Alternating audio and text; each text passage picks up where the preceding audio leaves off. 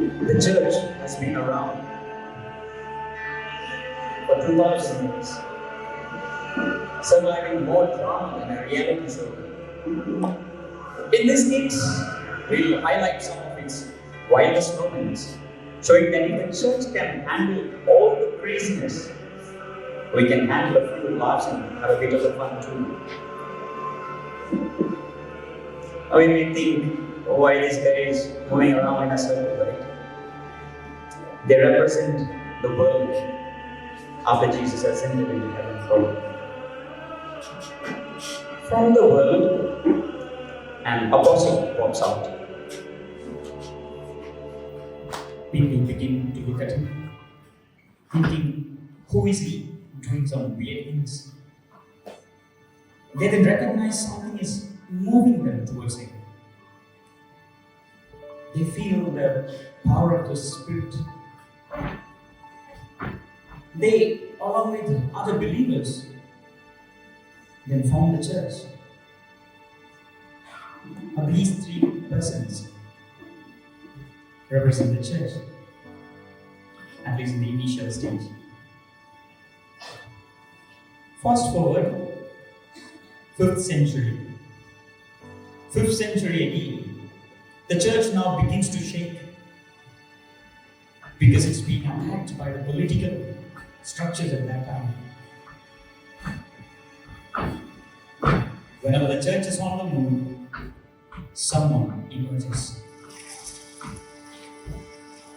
Saint Benedict emerges. Saint Benedict bursts into the scene, turning the medieval Europe into an ultimate monk clubhouse with his rule. He's all about communal living, self-sufficiency, prayer, and work. Just think of him as a medieval guru who turned monasteries into origin real estate moguls. Thanks to him, the church became a big player in Europe's social and political game.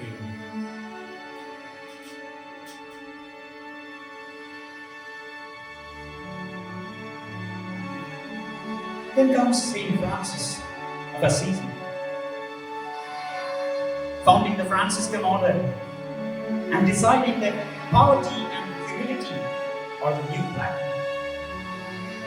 He's like a kind of hipster of saints, embracing nature and sticking it to the rich and the powerful. Just imagine him hugging the trees while preaching divine simplicity. Saint Dominic now emerges. Saint Dominic arrives with a megaphone for preaching and sort of PhD in his education. He creates the Dominican order to tackle heresies like a theological superhero. Intellectual Netflix at that time. The order of preachers.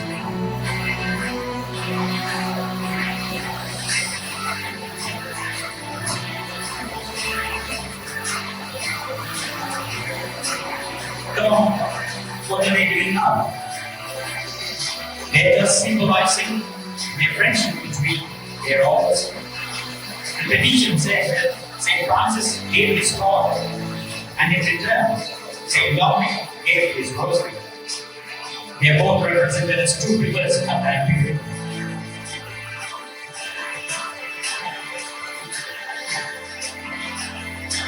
Then, the 16th century.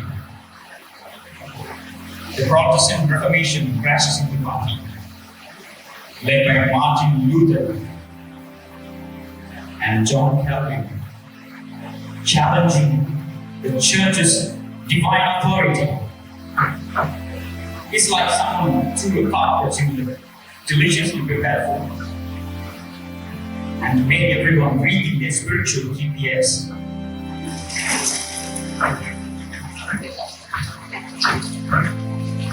But again, when the church is on the move, superheroes and superheroines arise and seen. Saint Teresa of Avila enters the scene.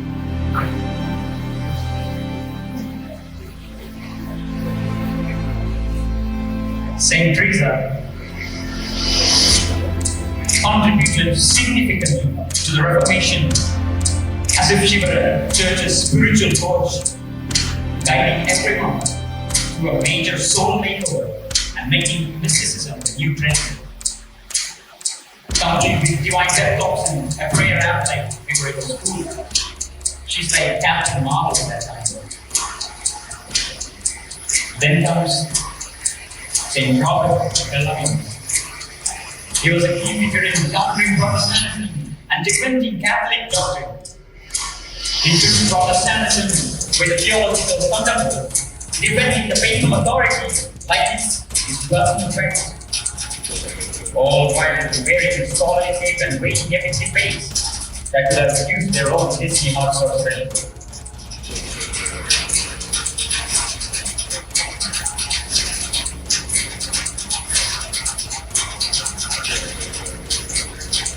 Then comes Saint Charles Borromeo. He was pivotal in implementing the reforms of the Council of Trent, significantly influencing the Catholic Church's structure and practices. His leadership and commitment to pastoral care, improved education, clergy discipline, and social welfare, making him the ultimate medieval multitasker, kind of the answer to a one-man reform squad. Then comes Saint Alphonsus Liguori.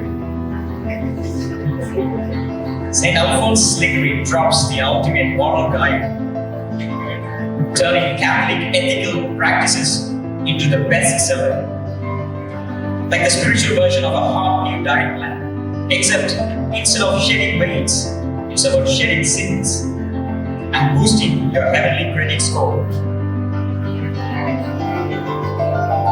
Seems like the church is strong about that.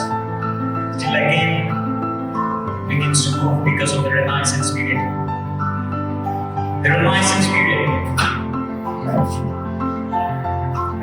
period hits and it's like someone cranked up the brain power that begins a knowledge explosion. The Renaissance was characterized by a renewed interest in the classical learning and human potential. Since the printing press began at that period, everyone suddenly got way too smart and started throwing intellectual shades everywhere, especially over the church. The charismatic movements. The Renaissance also saw the rise of charismatic figures who challenged established norms. Example, reformers like Savonarola criticized the moral and political corruption, seeking to inspire a return to spirituality, all while playing the role of the ultimate medieval influencer, complete with fiery sermons that could have gone viral if the social media had existed. Again, the church becomes stronger because of enculturation. Intercultural and interreligious dialogues.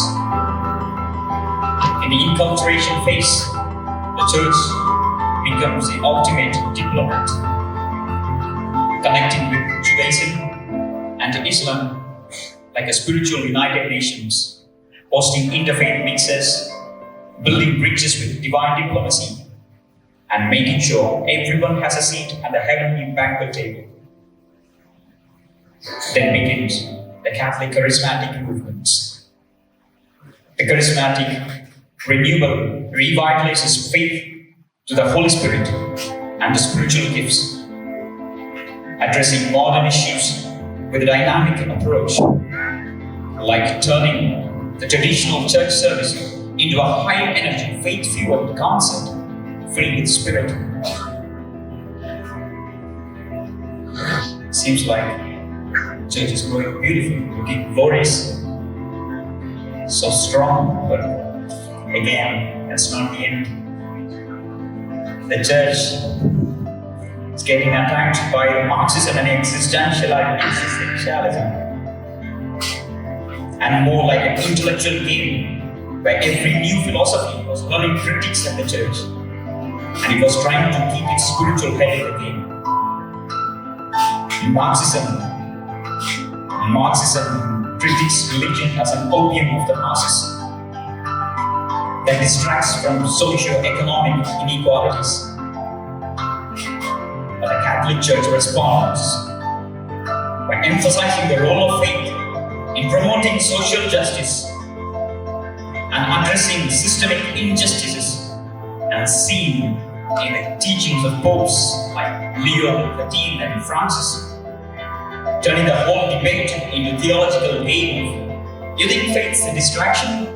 Watch us use it to tackle social issues and through a divine party for justice. Then begins existentialism. Existentialist philosophers like Jean-Paul Sartre explore themes of meaning and personal freedom, pondering life's biggest questions while sipping cappuccino. The Catholic response includes emphasizing the intrinsic value of human life and search for meaning through a relationship with God, like offering a cosmic GPS to navigate existential nonsense.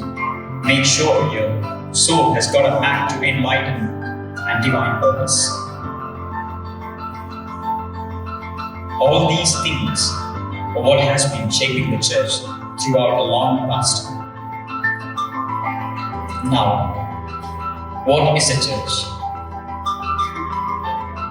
The Catholic Church views itself as a living presence of Christ on earth, tasked with continuing His work and ensuring the preservation and transmission of the Christian faith. All we saw were people at different years with different problems. Are all these problems new? In this current world of growing atheism, skepticism, nihilism, positivism, pragmatism, etc., we ought to find or rediscover us as a people of God. Vatican II states, let us go back to the roots. Why? Meanwhile, all the problems happen. One hero emerges, or a heroine emerges. Whether it be apostles, or Benedict, or Bruno, or Francis, or Dominic, or Ignatius, or Alphonsus Liguori, or Francis de Sales, or Faustina, or Mother Teresa, or Paulus, or even upcoming Father Agnello. The hero doesn't shine. Ultimately, the church shines. We have always said, let them come to the church. Now it is high time for us to say, let the church move. Not just move, but move to the periphery.